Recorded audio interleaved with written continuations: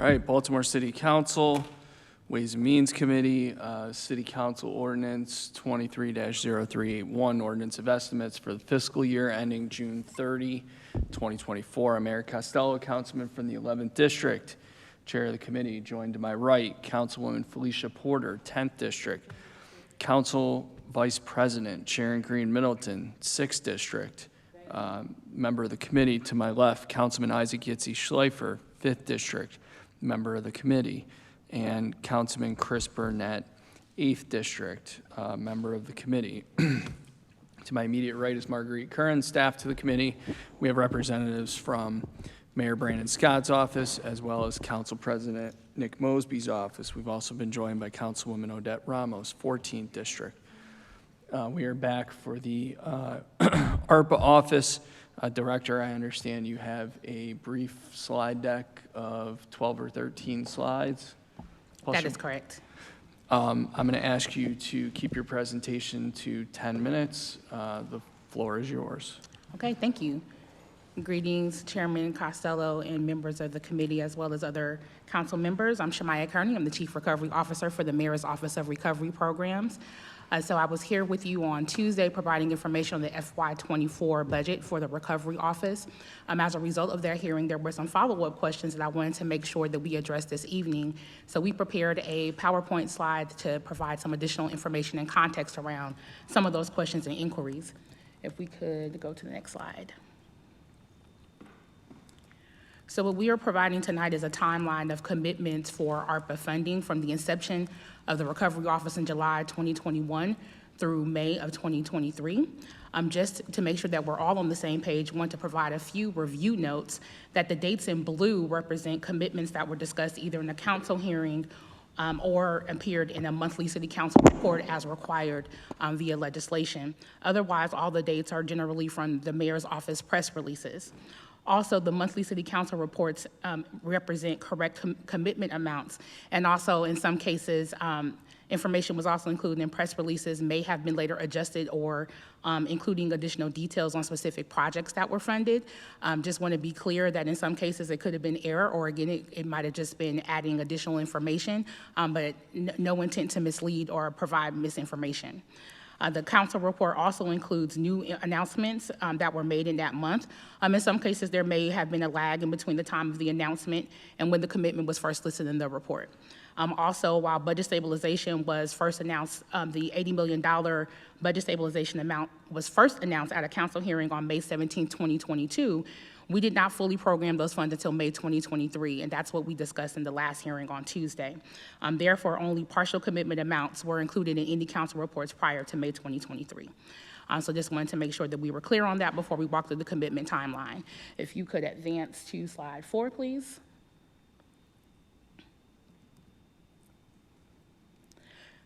So again, the ARPA office began in July of 2021. We made our first announcement during a council oversight hearing on October 5th, 2021, where we talked about $10.6 million being the amount that would be used to fund the recovery office.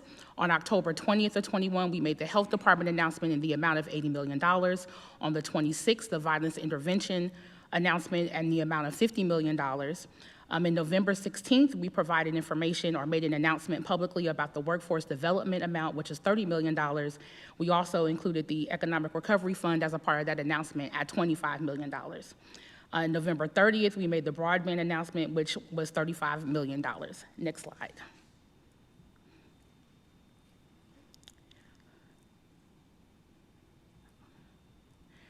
You're going back. Okay, oh, there we go. Thank you. On December the 7th, 2021, it was when we provided information on the vaccine incentives. December 14th, we announced our university partnership for evaluation services, and that was for $600,000. On February 22nd of 22, we provided information or made an announcement about the homeless services allocation at $75 million. February 28th, we announced a $41 million investment in recreation and parks. On March 11th, we announced a $100 million investment in housing.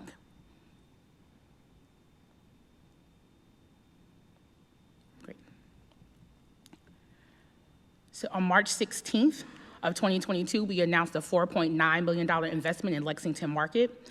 March 2022 also began the legislative requirement for monthly reports to the City Council, which we provided at the end of March.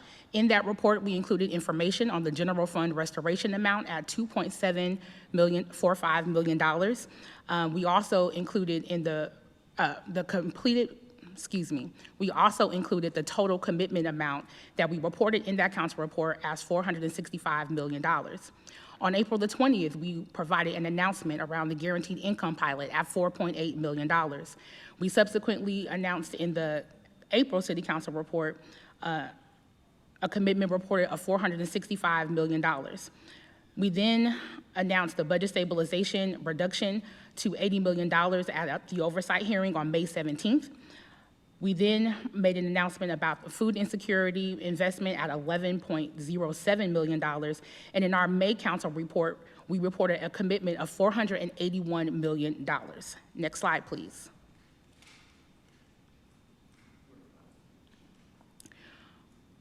On July 6, 2022, we announced the first round of commitments to nonprofits in the amount of $6.8 million. In the July report to the council, we also provided information around the performance management team with the investment amount of $1.14 million. In the July report that was provided to the council, we reported commitments in the amount of $489 million. On August the 4th, 2022, we announced the Clean Core investment at $14.66 million. On August the 8th, we provided an announcement around the second round of nonprofit commitments in the amount of $6.625 million. On April the 31st, we provided information in the monthly council report about the BPD fleet investment at $6.45, the housing PSO infrastructure investment at $4 million. So in the August 22 report, we reported a commitment of $521 million. Next slide, please. September the 1st of 2022, we announced a third round of nonprofit commitments at $13.8 million. On September the 14th, we announced the digital services team investment at $2.1 million. In the City Council report that was submitted in September of 2022, we reported a commitment of $535 million. On October the 5th, we provided information on the nonprofit fourth round commitments at $16.16 million. On October the 12th, we provided information in a public announcement on MEMA and the investment for $4.06 million. As such, in the October 22 report that was submitted to the council as required, we reported the commitment of $565 million. Next slide, please. On February the 21st, we announced information regarding library services and renovations at $11.7 million. In the council report that was submitted as required, in February of 23, we reported a commitment of $555 million. On March the 31st, in the council report that we submitted in March, we included information on the Arts and Culture Festival at $500,000, which increased that commitment to $563 million, which was reported in the March 23 report. In the April 23 report, we reported the same commitment amount because there were no new commitments in between March and April. In May, in the oversight hearing that we had just this Tuesday, we provided information on the budget stabilization programming, which we shared information on capital projects as well as the other investments that we plan with the $80 million, which comes up to a total of $640.5 million. Wanted to make sure that we talked about that since there was some concern or some questions about commitments as they were shared with the council. If we can move to the next slide, please. In the last hearing, we also talked about the budget stabilization programming for FY24. There were also questions about the expenditure amounts for that for March 31st, 2023. Those expenditures are associated with the hiring of general fund restoration positions that were in the Law Department, BCRP, MONSI, BMZA, and procurement, and also one AFO position. Because those hires occurred before the rest of the funding was programmed, we also included that in the report as we just walked through in the timeline. We announced the general fund restoration at $2.745 million in the council report. So that is why you see expenditures against that line item, because there are hires in those positions. We also walked through on Tuesday the $80 million commitment overall. That was for capital projects at $40 million, $15 million for public works. Arts and Culture and Tourism at $7.3 million, the BSIT laptop refresh at $5.6 million, Park Heights Library at $3 million, Public Markets at $3 million, additional funding for the ARPA administration, again for monitoring and compliance at $2 million, the general fund restoration position, which again was previously reported at $2.745 million, and the fiscal officers, which we assume will be 9, budgeted for $1.3 million for a total of $80 million. Next slide, please.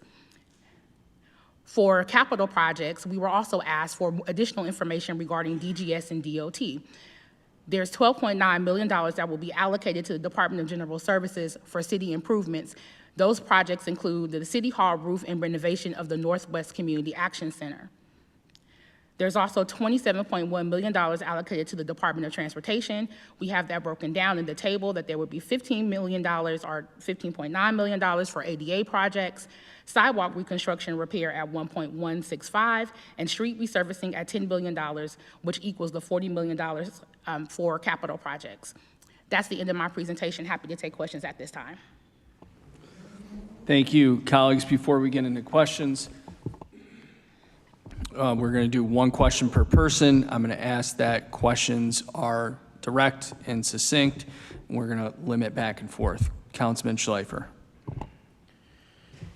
Thank you, Mr. Chair. On Wednesday, July 20th, in an internal email, in response to one of my questions I had asked in one of the rounds of the nonprofit funding, simply how much money did each organization get, because it just listed out the names of the organizations. In your email, you try to avoid answering the direct question internally between you and other members of the administration. My question is, why wouldn't you be willing to just be transparent and just answer the question? Because then later on in that email, you said that, that you hope it doesn't get misrepresented or there's further confusion, but wouldn't there be no confusion if you just answered how much each organization got? So in response to that question, the request was for information regarding the BCF nonprofit relief program, where they provided a press release that identified all of the names of the organizations that received funding. There was a subsequent request to ask for how much the amounts were. My response to that is because there were certain criteria and different criteria about the program that impacted the amounts that those nonprofits received. So I did not want people to be confused as to thinking that there were some nonprofits that did not get all of the funding that could be available to them. There was a process that BCF went through to identify the criteria and the amount of funds that each nonprofit could receive. That information was subsequently provided, but it was more about having to provide additional information around the criteria, which could potentially end up with a lot more confusion, because there was confusion between the BCF nonprofit relief program as well as the direct assistance program that we provided through the recovery office. Okay, and so just if I can make a committee request on that. Since there's multiple tracks of how ARPA money is being spent, just requesting a list of all contracts related to ARPA spending, not the full contract, just simply who the contract is between. So any contracts that ARPA office enters into with ABC organization, just ARPA office, ABC organization. If it's XYZ organization and MONSE, just simply that list of who of each track, who the contracts are between for all the ARPA expenditures. Thank you. Nate, got that? Thank you. Colleagues. Councilwoman Ramos. Thank you, Mr. Chair.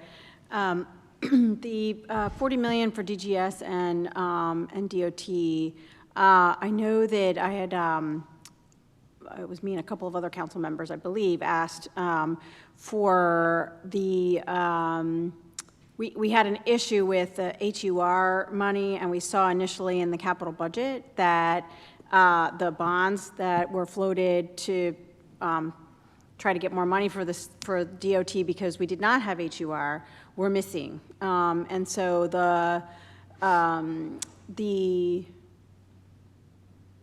I am appreciative of the fact that we were able to allocate ARPA money to be able to fill that gap so that the HUR actually was extra. So I'm just trying to make sure that that 27 million is what we had asked for that, to fill that gap. That's what that is, right? It is, I'm sorry, go ahead. Yep, that's correct. And in fact, you know, the county transportation bonds, we had historically borrowed $15 million. So we actually allocated from ARPA funds above and beyond what we had been previously utilizing from county transportation bonds. And that strategy is actually going to help us preserve some of the HUR funding that will be coming in the future years, because it will help us keep our debt service down so that we can use those new HUR dollars to get them into capital projects and out on the street instead of paying down prior debt service. Great, well, I figured there was a long-term plan there, so, because that was my next sort of thing was, you know, it's capital and then ARPA goes away, but I know we anticipate more money from HUR, so that's good that it'll just go into doing the work rather than the debt service. So that's excellent. Thank you. Thank you. Councilman Burnett? I'm good, Mr. Chair. Thank you. Thank you. Councilman Schleifer? Middleton. Council Vice President Middleton? Thank you. Yes, I just have a simple question. I saw on your slide that you had the money, the amount that was allotted to housing. It made me think, can ARPA money be used for home repair programs and security deposit relief money for residents, or, you know, the thing, or evictions, things like that? Can they use the money for those programs, especially to our CAP centers? Yes, ARPA funding can be used for those purposes, and in fact, there are a couple of programs that ARPA is funding through DHCD to provide some renovations, and then there's also, I'll ask Deputy Director Tatum to talk about this with MOHS and some of the Flex Fund and some of the uses for that program.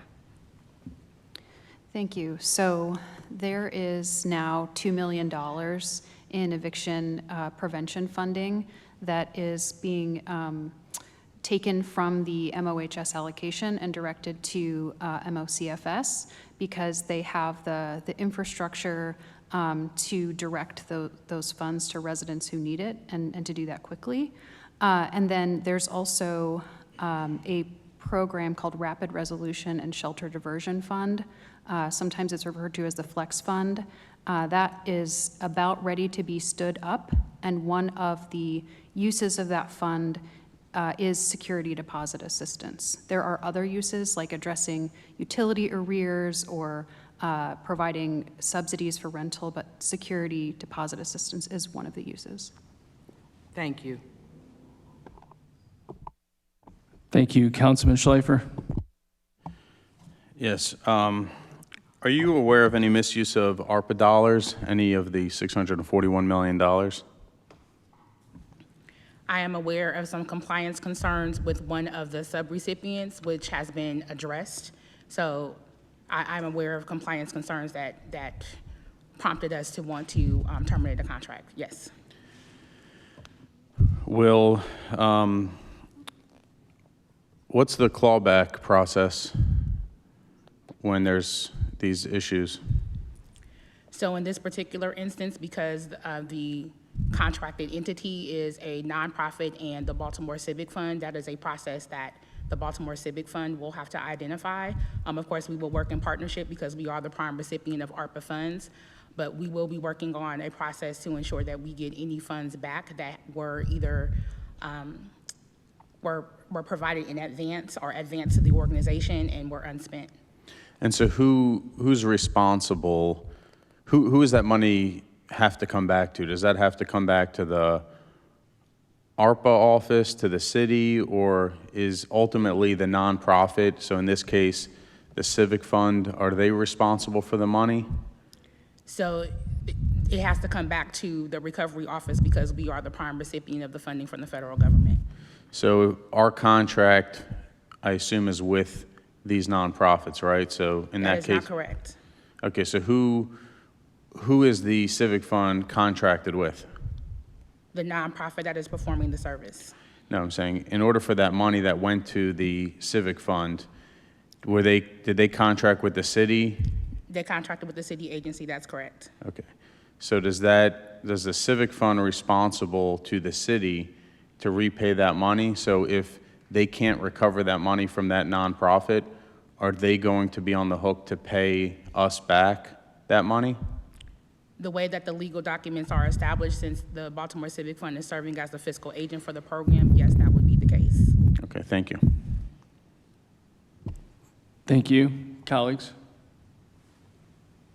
Oh, you got more? Councilman Schleifer?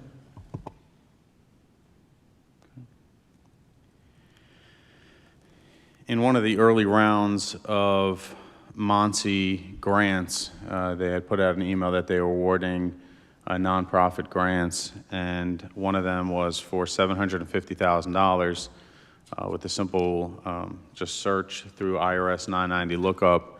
I identified that one of these nonprofits is not a nonprofit and is a for-profit. I later heard through the grapevine that that money was not issued then to that business, despite the Muncie office saying that, well, they still want to give them money for whatever reasons. Are you aware if that money was pulled back, and if so, where did it go? I don't believe that that contract was ever executed, but I'll ask Josh Wilson if he could please confirm. Can you provide the name of the organization? Honestly, I don't even remember. But Yes, the contract with Sage Wellness was never executed. thank you, CAO. I'm glad that you know the specific one. That's appreciated. My next question, are you reevaluating any of the already allocated funds that are no longer needed? I wouldn't classify any funding as no longer needed, but as I mentioned on the Tuesday hearing, that we are certainly looking at the spend rate across organizations and identifying if there are any funds that we should look to reprogram. Okay, so I reviewed the reports. I always look at the reports you send out, and thank you for sending them. There was a lot of unspent, millions of unspent money on contact tracing. At least my opinion, I hope other people share this opinion, that that money is no longer needed for contact tracing. Surely the health department could find better uses than contact tracing at this point. So is that money being reevaluated and possibly going to better uses? It is being reevaluated. So we are reevaluating. It is being reevaluated. Okay. Clean Core is in your top 10 expenditures. Whose idea was Clean Core? Because yesterday, or was it 2 days ago at this point, that the Department of Public Works was here, and one of my colleagues asked a Clean Core question to DPW. They quickly distanced themselves from being the organization responsible for that program, and that they were just simply a partner to some degree. So whose idea was the Clean Core program? So it originated as a idea that I believe stemmed from the then DM of Economic Development and the Department of Planning, helped to facilitate a proposal to help augment some of the challenges that were identified in the city around cleaning and greening. So the planning department's the one who sent you guys that proposal? That's correct. Okay. And so who is in charge of the Clean Core program? The Department of Planning. Okay. Is the ARPA office and their evaluation satisfied with how the program's going? We have information from the Department of Planning that is identifying the amount of trash that's picked up, vacant lots that have been addressed. We are pleased with any efforts to clean and green the city. And so as far as I understand, that is happening around the neighborhoods and the CBOs that have been granted those funds. Okay, and so there's 6 organizations, correct, that are? There are 5. 5? Okay. So in the slides from the previous hearing, you reported that there were 44 people hired within those 5 organizations. Is that correct? That's correct. Okay, so one of those 5 organizations had 30 employees in Clean Core outfits here at a council hearing, as well as in pictures in different vacant lots and other places. Can you just tell us the breakdown of how many employees each one of those 5 organizations have hired? I don't know that detail offhand, but we will follow up and provide you with that breakdown. Gotcha. So is it possible that one organization had 30 and then the other 4 combined have 14? I don't know if that's possible or not. We'll provide you with that breakdown. Okay, thank you. So Councilman, is that a request? Yes, Madam Vice President, thank you. Did you have a question? I just wanted to add something to what you were saying. Go ahead. I'm sorry. Madam Chair, I just wanted to make one point on his, not to the, I just wanted to make a point to the councilman On the same subject? on this subject. Yes. Councilman, I think the whole idea about Clean Core actually started in my district with the Coldstream Homestead Montebello community raising money to hire folks from the community to clean up the community, and then we've been able to work with DPW to hire those residents into DPW. And so I believe the mayor's office thought that that was a good idea to expand the program. So the original idea ended up from folks in my district. And just to add to that, I think Park Heights Renaissance has a similar initiative. They've been doing work for a very long time with their Clean and Green team that has been very successful. Any other questions on that subject before we get back to Councilman Schleifer? And hearing none, you're on. I have still on that. ahead. I mean, I do have there's a location in my district that is part of that program. I've driven through there quite often. I have never seen anybody out there. I'm not even sure which organization is responsible for that. But there's still spots within that community that if you go on Google Maps through that neighborhood, you will see trash and debris that were photographed in Google Maps, I think 2022, and some of them will go as far back as 2020 that are still there. So I'm not sure how that's working so far in those locations. But on another topic, from your opening statement last week or a couple days ago, you said that the media reports about the city's American Rescue Plan spending are designed to sow the seeds of division and doubt and make you think the worst about Baltimore. What are you referencing there? Because from what I see, I think that the ARPA plans in general and this money should all be positive. That's the hope. And so what do you mean by that? What media reports? I didn't say media reports. I said comments, stories, and articles. From the media? It doesn't have to be from the media. There are podcasters. There are lots of people who report about ARPA. Okay, is there But anything? anyone who is making comments about ARPA in a negative sense without looking at the data that is factually provided on the website or talking to the recovery office, I would question that. I think you can talk to many small businesses. You can talk to people who have been employed through programs. You can talk to people who are being trained by workforce development programs.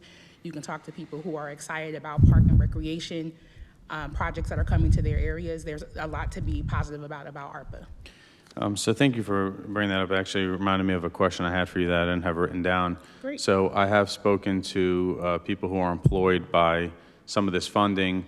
One individual told me that their supervisor in this group that they're working from that's being funded by ARPA was sexually harassing them. And so I wanted to know who does that get elevated up to? Does the city HR department get involved because it's technically city money or money that came through the city that's going to these employees? Does that come through the city HR, or are these organizations, are they supposed to internally handle their own HR, or is it the whatever organization issued them the grant? the funding source shouldn't dictate what the process is for reporting something like sexual harassment. So I would not say that because the funding source is ARPA, that it is something that has to be reported through the HR department in the city. So, okay, I'm sorry if I missed that. So they're supposed to report that to the city HR department? I said that the funding source should not dictate what the process is for reporting issues of sexual harassment. I would assume that an organization would have some process for dealing with that. The funding source doesn't dictate whether it is a report that is made to the city or not, but certainly I have not heard of that, and certainly if I had heard of that, I would talk to our legal department and see if there are any ramifications or repercussions that we should be considering as a result of that incident. Okay. And so the original proposal was for your office to operate for 2 years, and I think the administration money was that like $11 million? 10.6. 10.6. Okay, and then under this new plan, the latest slides, you added an additional, how much? $2 million. 2 million. Okay, and then when you mentioned the other 9 people that are being hired, are they being hired under the ARPA office? So the 9 AFO positions are agency fiscal officers, and the intent was for those individuals to be employed by BBMR and then at some point deployed into agency. They would not be a part of the ARPA office, nor are they a part of the $2 million count that we already discussed. They're the $1.3 million at the fiscal officer level, which is in the detail on slide 10. Gotcha. So BBMR is also involved in overseeing, making sure the money's being spent correctly and everything's coming in and out correctly? BBMR is a partner with us in helping us to make sure that we are keeping track of the dollars accurately. They are a partner. So ultimately, when there's misuse or other issues, is it on those 9 people to discover? Or is that something in the ARPA office? I'd like to clarify. So the agency fiscal officers, the intent for the funding for those positions was not for them to be focused exclusively on ARPA. The goal was really to increase the city's overall capacity and financial expertise within agencies. So the goal was to train these 9 AFOs within BBMR and then deploy them to the finance offices within agencies to support the work of those finance offices overall, regardless of funding source. So is the total amount towards overseeing this ARPA money, is that $13.9 million, the 10.6, the 2 additional million, and then the 1.3 million? No, it is the $10.6 million that we announced in 2021, and it is also the $2 million, which is the additional funding to support monitoring and compliance. So the total is $12.6 million. Okay. And then what happens if some of these things are dragging on beyond the salaries and other stuff that's going to equal 12.6 million? Who ends up bearing the responsibility that you guys currently have? I know we were asked that question on Tuesday, and the decision that we have at this moment is for our funding to expire at the end of December 31st, 2024. CAO Leach signaled that there may be an opportunity for our office to continue beyond that, but I don't think there's a formal decision on that yet, but it is being discussed. Okay. And then was it also discussed where the funding would come from for that? We have not discussed that yet, no.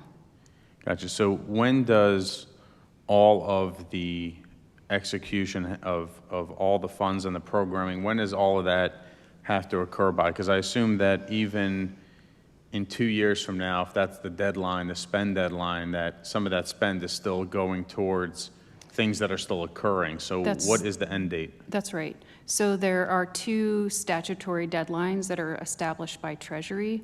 The first one is the obligation deadline, which basically means all the funding has to be under contract. there are a lot of asterisks and caveats to that. I think Treasury is not always as clear as we want them to be, but that's our commitment deadline. And then the expenditure deadline is December 31st, 2026. And that means all the money has to be spent and all the services, programming, capital projects, et cetera, have to be delivered by that time. So then technically, we need a group, or we need you guys to continue overseeing this potentially up until December 2026. I think that is under discussion and under consideration. We know that we have roughly 18 months to finish obligating all of the funds, essentially to have all of the funding under contract. That is a critical deadline that will take concerted effort from our office, from agencies, and I think we're still identifying what agencies will need and what support will be required after that obligation deadline. So I would say certainly, appreciate the question. I think that is the right question, and it's one that we're actively considering, but we don't have a decision today. Okay, and my last question, and thank you guys for answering questions today, is what happens, and I know this is the whole design for the office is to prevent this from happening, but if it does happen where you are approving and allowing money to go out the door, that the federal government comes back at some point and says, hey, you guys didn't read the fine print correctly, and that is not approved, what then happens? Because $641 million would implode the city's budget if we had to replace or we had to cover $100 million or $200 million. So what protections do we have for that? So every city and every jurisdiction that receives ARPA funding has to follow the same set of federal guidance and around eligibility and around what we can spend ARPA funds on. I would say that while there was significant criticism about the slow rollout of ARPA funding, that was why, so that we could establish the monitoring and compliance framework so that we could cross our T's and dot our I's and ensure that the things that we were using ARPA funding for were eligible uses. I think that everyone on my team would agree that we went through great effort to make sure that the uses were eligible and that the monitoring and compliance framework that we have in place is so that we can effectively and efficiently monitor subrecipients and make sure that they are also spending money on things that are eligible. If we find that there are issues with eligibility, we are certainly having and engaging conversations. Again, we do check-ins with organizations, and we're also providing technical assistance around that. So we are doing our due diligence to make sure that everyone understands what is eligible and what is not. To answer the other part of the question about what would happen, the Treasury guidance is very clear that if funding is spent on ineligible uses, the prime recipient would have to repay those funds. Gotcha. So on our end, we could potentially, we're basically relying on your office to make sure that you guys read all the fine print, cross all your T's and dot all your I's, because if not, then this budget committee is going to have to figure out how to fund that stuff in future years. What I would say is that, yes, that is a key role of our office, is monitoring and compliance. And that is both making decisions and saying no in some cases, or saying yes, but. And then it's also providing technical assistance to agencies through trainings, through job aids, through resources, so that they are also empowered and increasing their capacity to deliver grants in compliance with the federal law. And what I would say is that the risk of non-compliance and potentially clawback of funds from the federal government or from the state government, that's a risk that exists in any grant program. And I would say that we have a very robust risk and monitoring framework. It is not possible to eliminate all risk, but I would say that we have spent significant effort to mitigate as much risk as we can.